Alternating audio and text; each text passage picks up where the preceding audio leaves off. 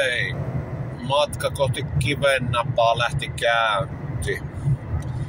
Ja aika lailla väsynyt ukko on tuossa, eikä suomeksi ja savoksi sanottuna kiinnosta kyllä tällä hetkellä tuo juoksukisa yhtään, mutta osallistumismaksu on maksettu ja sinne on luvattu mäännä, niin silloinhan sinne pitää mäännä, väsytti tai ei. 3 aikaa oli aamulla herätys ja kävin ajamassa yhden kuorma Iisalmeen rahtiin ja kotiin tulin tossa ja söin hyvin ja join kahvit, niin rupesi nukuttamaan aika makkeesti siinä. Nukahin sitten kesken pojan kanssa leikin sänkyyn. Mutta jospa sitä tästä virkistyy, päivärannan rampilta nappaa Hulkkirossisen etupenkille, niin pääsee sen kanssa jerryä iskemään ja laatimaan kisataktiikkaa. Itse kisaa, niin en ole kyseistä kissaa aikaisemmin juossut, se on kyllä aikaisemmin järjestetty. Mutta ilmeisesti aikaisempina vuosina se on ollut hiekkatiellä 8 tai 9 kilometriä, kun tänä vuonna se on taas jotain purupohjasta metsäpolkua 3 kertaa 2 kilometriä eli 6 kilsaa. Eli ei ole mitään tietoa nyt tuo enempää, että minkä tyyppinen kisa ja mikä on profiiliradassa, onko nousua ja minkälaista, mutta 2 kengät nappasin tuossa mukaan. Altran semmoset vähän pitävämpi nappulaiset maastonjuoksukengät ja toiset otin ihan tommoset Adidas Takumisen vähän silleemmät vetokengät, kevyet, niin kahtoo kummilla sitä juoksee. Siellä on pikkusen varmaan voi olla märkkääkin jossain, kun siitä hyvin todennäköisesti se on se maastonjuoksukenkä, mutta se vielä pitää tarkistaa lämmittelyissä. 15 € osallistuminen ja paikka on tosiaan Kivennavan matkailukeskus tuolla. Mitäpä se nyt on? Kuopion alueellahan se kuuluu. Onko se nyt Muuruvettä vai mitä se nyt Juankoskee? En ole paikassa käynyt aikaisemmin, mutta nettigooglauksien perusteella semmonen evakkosiirtolaisten perustama lomakeskus. Siinäpähän tuon näkee, minkälainen se on ja muuten niin. Mutta matka jatkuu. Kohta Hulukki kyyttyy. Siellähän se Suomen vahvin polkujuoksija on Paskassa.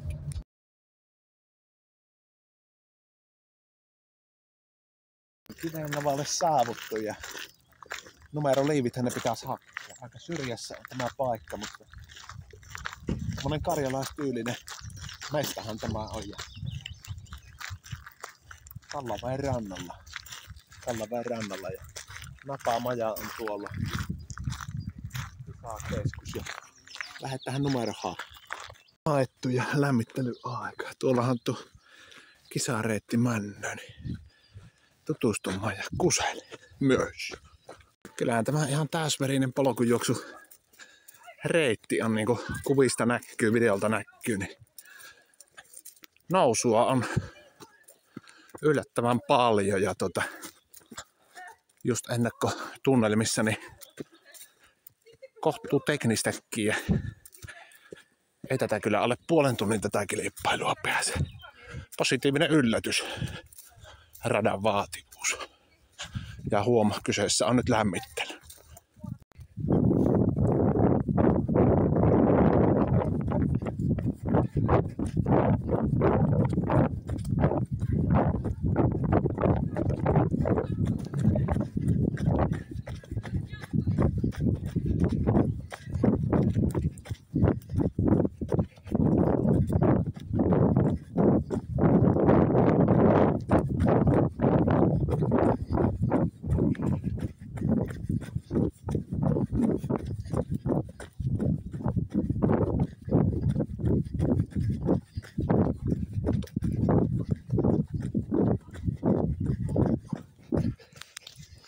radan arvio, niin haastava pätkä. Ei ole hirveästi pallautumispätkää, mutta kyllä mä luulen, että tämä hyvällä vauhdilla eikä mäkkeä epassa pommitella liikaa. Ja laskukin on sen verran tekninen, että nöyryys on piettävä rinnassa varsinkin ekoilla kiekoilla. Että viimeisellä kiekalla voi sitten noussua vettä all in, mutta yllättävän positiivinen yllätys, että rata on aika tekninen ja jopa vaativa, mutta täysin suoritettavissa.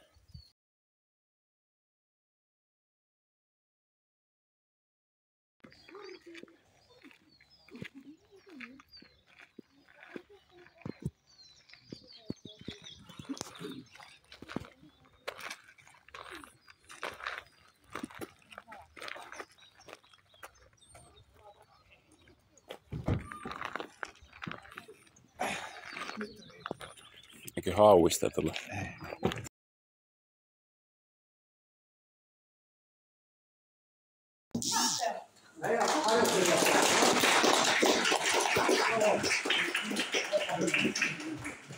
Matteo on itse asiassa meidän tilan ranskalainen vaihto-oppilainen. Neljänneksi sitten tuli Korhonen Olli. Ajalla 28.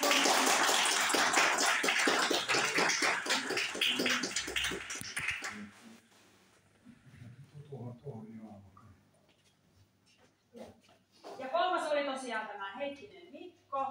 Ja toiselle sijalle ylsi...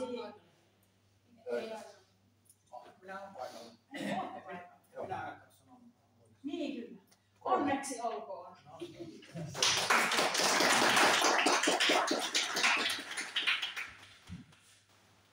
Sitten toiseksi tuli Kuosma Juuso.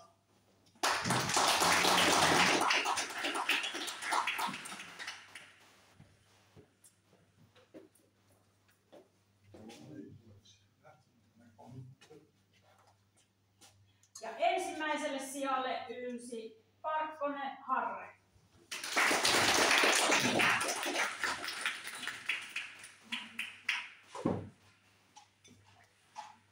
Paljonko Harri aika? 24,03. Ja teillä jokaisella oli reittiennätys oma. Sulla eka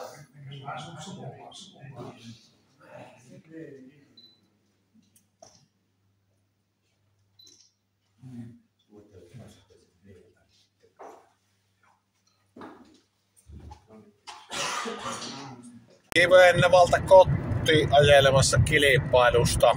Tuloksena siis kilpasarjan nelossia ja 5 parralle jaettiin pokaalit, niin jäin vielä oottelemaan tuon Kipon mukaan. Muuten olisin kyllä, jos ei olisi ollut pokaalia, niin olisin kyllä lähtenyt mahdollisimman nopeasti, koska on aamulla aikainen herätys. Ja tässä tämä nukkumaan meno viivästyy, mutta sen pokaalin halusin sieltä mukaan ottaa, niin unet saapi vähän sitten kärsiä pikkusen. Kilpailusta mietteitä aika 2:08:32. Siinä lämmittelyssä mietin, että menisikö alle puolen tunnin 6 kilometrin kisaa siis kyssäs ja polkujuoksu. Ja tuo rata oli oikeasti ihan, täytti kyllä polkujuoksukriteerit hyvin, että oli paljon nousua, teknistä laskua ja sitten oli pikkupätkä semmoista vähän nopeampaa tasamaata. Elikkä oli niinku aika vaativa rata. Nousumetriä tuli 6 kilsalla 150, eli se yksi nousu oli noin 50 metriä. Eli ihan raskas rata se oli. Ja hyvä maku jäi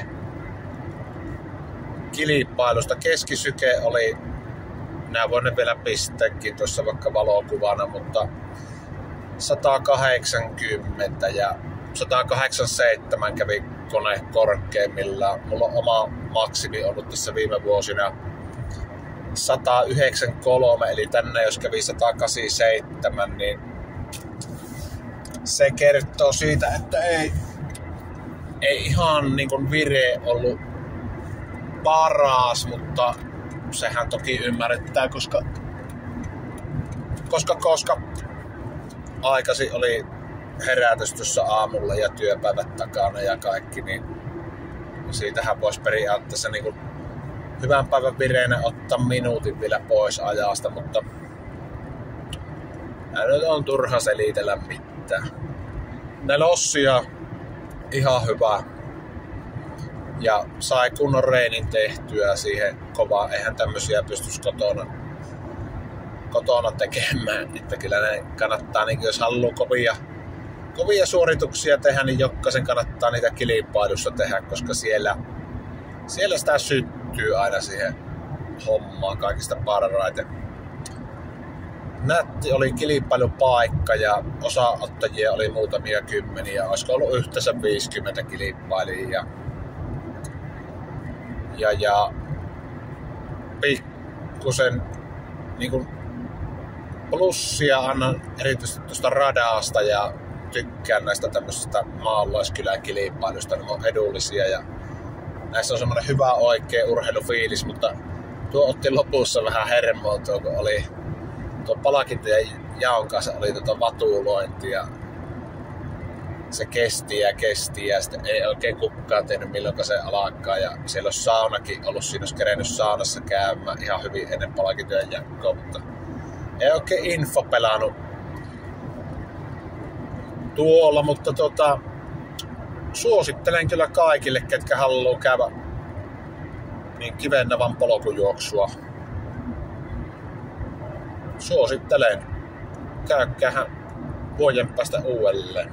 Ja jos tätä kahtoo joku, joka oli siellä meikäläisen kanssa kirmaamassa yhtä aikaa, niin onnittelut suorituksesta. Ja sitä en osaa sanoa tähän videolle, että mikä on seuraava juoksukilpailu.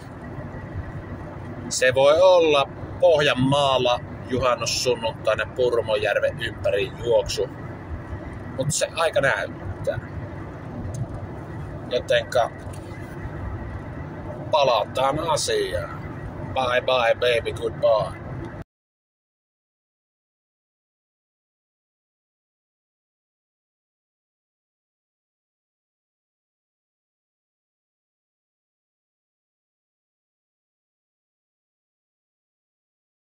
Ja pistäkää kommenttia ja kanavatilauksi.